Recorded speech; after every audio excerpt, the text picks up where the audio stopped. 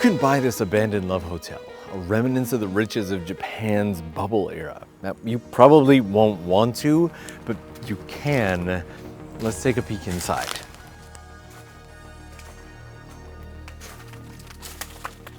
As you can see, it is dark in here, so this is one of those rare adventures where I'm pulling out a flashlight. The old piping up there really tells a story, and we've kind of started here in the basement, but I want to start off at the front entrance. It just feels like the most appropriate place, so we'll come back out once and go around the side of the building.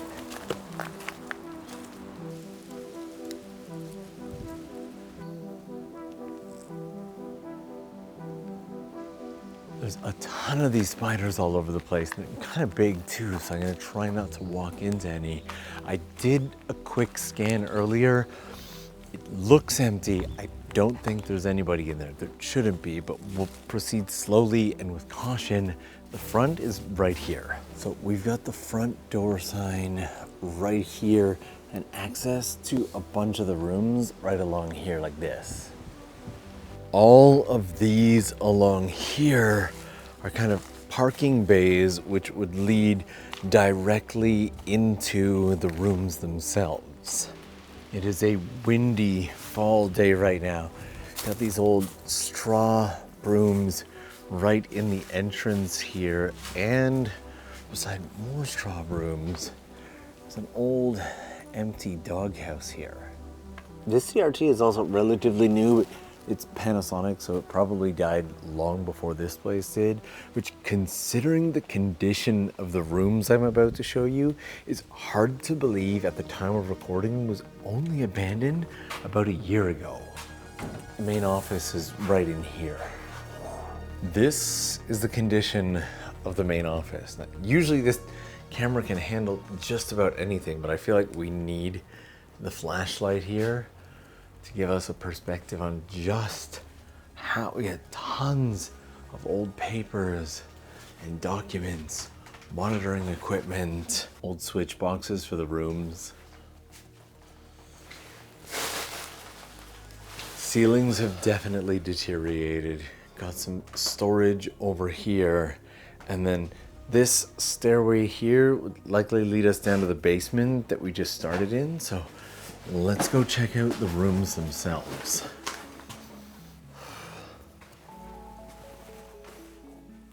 Okay, so there's rooms up on this level and there's rooms down below. I kind of want to start with the ones down below. These stairs are incredibly dusty, and it seems like each room has its own theme. Room looks like it's that way. This is likely a corridor that connects all of the rooms. That's not creepy at all. It's totally fine. And the theme of our first room today is storage. This is an absolute mess. I don't know how well you can see it, but it's also very, very dusty. There's an old gourd on the wall here, room keys over here, our Maneki Neko friend, and a tackle box full of thumbtacks for some reason. Somebody's bag has been left behind. The toilet is bandaged for some reason, and all the wallpaper is starting to peel off the walls here. And this bath is just something out of a horror movie. This guy left his credit card here. Definitely long since been canceled, but we have a ton more rooms to check out, so let's keep going. I can't imagine there was ever a time where this hallway didn't feel abandoned.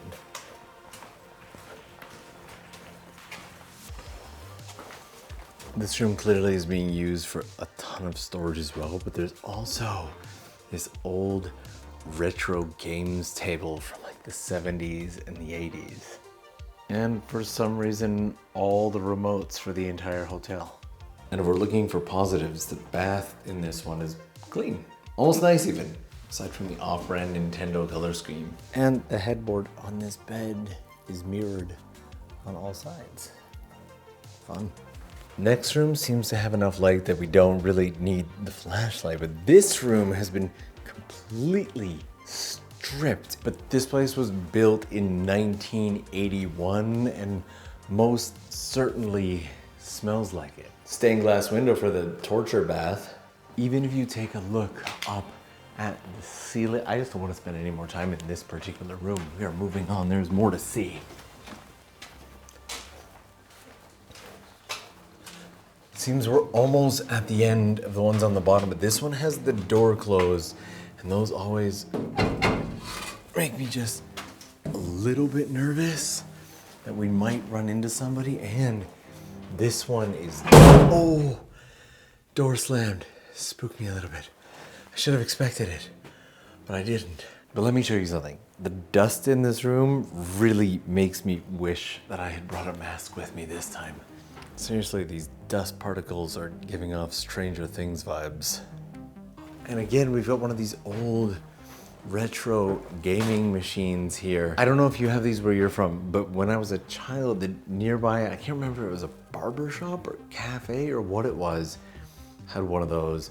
But considering the shape of the rest of the room, the bed is actually in moderately okay condition, which again makes me concerned that there might be somebody who squats and crashes in these places.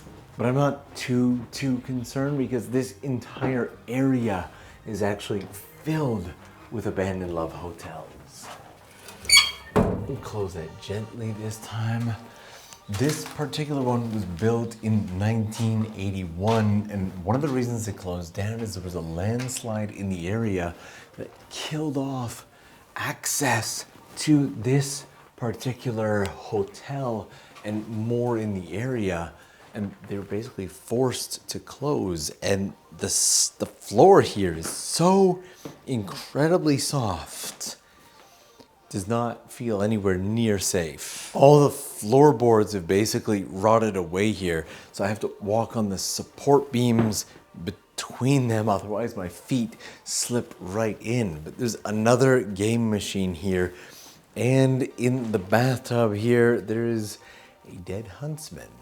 Seems like these are the tokens that were used to play this machine, and actually on the machine here, there's this section that says for amusement only, mostly because in many ways gambling in Japan is actually illegal, but they find ways around it. For example, if you win big at the slots or pachinko in Japan, you'll get a weighted bag that you can take to a nearby shop and exchange for your prize. Nice little way to circumvent the system, but look at the web that this guy has going here. You can see him in there too. And with this one having the bathtub ripped out, it looks like some attempt was made to at least clean it out. But as with many places in Japan, it ended up just being left exactly in this state because of how expensive it is to clean this stuff out. Now, while this one is technically abandoned, got one more room down this way. Because this is for sale, it can't just be entered into by anyone, and I required special permission to come in here today. And it looks like finally this room here might have a bit of a theme. Ooh, and a theme indeed. Old Japanese ryokan style, and the floor here is so much worse. Oh, okay. The tatami here has completely rotted, as well as the ceiling, of which much has just given away. Mind you, I like the old retro 70s style garbage pail, but all the peeling wallpaper in the bath and toilet area is just a vibe of its own.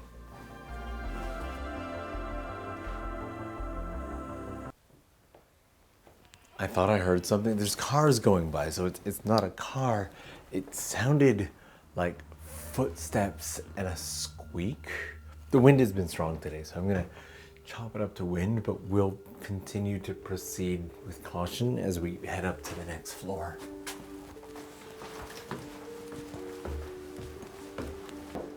And up here we have a whole extra floor of rooms, starting with room number 8, which actually What in the, what? Okay, this is the most unique room we've come across yet, but the real mystery to me with this room is what's up with all the golf balls? There are golf balls all over the place in this room. It seems like we have another one of these game machines that has been completely flipped over. Wow. Oh. This one has the bed up here like this, and this set of stairs to go up to it. Trusting the staircase in the rotted, abandoned love hotel doesn't feel like the wisest choice. And what? Okay, with this, officially the second floor is already taking the prize for the more interesting floor. Aside from the mirror pointing right at the bed itself is oddly covered in trophies and old school photos of all things. Like this guy here playing table tennis with all his might. And there are so many. Why are there so many? Who brought them here? Who left them here? Why are they here? Oh, if you have any ideas at all, please let me know. And not as confusing, but still confusing, is the random Trader Joe's bag here. Where did this come from? There's no Trader Joe's in Japan. Especially not in the area we are in right now. And this room has definitely set the bar really high for this floor. But right now we are out in the mountains just south of Nagoya, Japan. And considering that this area is still some ways from the city, one of the most shocking things about this to me is the price that the owner has set this at. So this floor is definitely all about the high ceilings, but this room here has just been completely decimated. It's things like this that if there was going to be anybody sleeping or squatting in here, I feel like it would be in a space like this. Luckily, all looks clear. We have another mirror here pointing down to the bed. Also, for how old this place is, these Mudeng-style hippopotamus coat hangers are way ahead of their time. But right now, this place in this condition is listed for 5.8 million yen. With the exchange rate, that's somewhere around 40,000 US dollars in this condition, which it managed to get into in a year. We're running out of rooms, but we have a little window to peek into this one here as well. And again, this is very plain and emptied out. No high ceilings either. Super plain room. Tons of dead bugs and rat traps though. But other than that, that 40,000 or so US gets you a 500 square meter building on a 1,300 square meter lot, which sounds like an absolute steal. You could just gut the entire thing, build yourself an airsoft field. But depending on what year, okay, the year was 1981. Depending on the month that it was built, it might be under the old earthquake code. And so you wouldn't even be able to keep the building. It would literally just be the lot in an area that is known for landslide risk. I don't know about you, but I feel like it's gonna be a pretty tough sell even at that price. And those first two rooms set the bar for this floor way too high. Let's head towards the office in the basement. And then the final room, again, is semi-anticlimactic. Nice wallpaper though. I was originally gonna come out here at night, and my Japanese real estate YouTuber buddy who hooked me up with the booking here recommended I probably shouldn't. And having a look, I can kind of see why. As you can see, we haven't run into any people or squatters and whatnot, but there are animals in the area. So nighttime just didn't feel like a very wise choice. And speaking of wise choices, that brings us right back to this room. So we can now go and check out the basement. Okay, let's proceed with caution down into the basement area. Ooh. Okay, so in here we have, oh, that is a massive huntsman over there. I don't know if you can see that. Okay, that is the size of a small hand. And I'm pretty sure he's alive too. So we'll just leave him be and continue our journey. Some pretty big crickets on the wall as well. And it seems like this may have been the laundry room. And I guess that brings us into the kitchen area here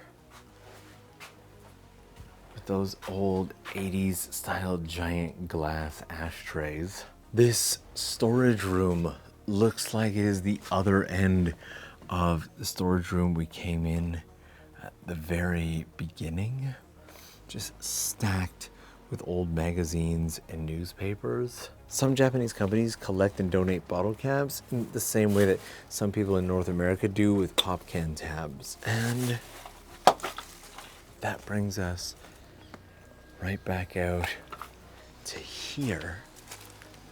And more giant spiders. Okay.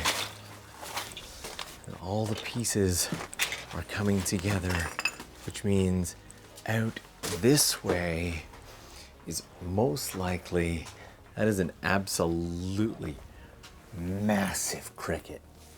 Like, take a look at that fire extinguisher for scale. That is the king of crickets right there. That brings us back into this hallway right here. I always like to share at least one creepy-esque place around this time of year, but for this price, just an hour or so outside of Nagoya, would you consider buying this place? I'm gonna do a full walkthrough, no cuts, on the Tokyo Lens Explore channel for anybody who wants to check that out. I will link it, but let me know what you thought of this place down below. I'll be hanging out in the comments for the first 30 minutes or so, as always, and we will see you again real soon.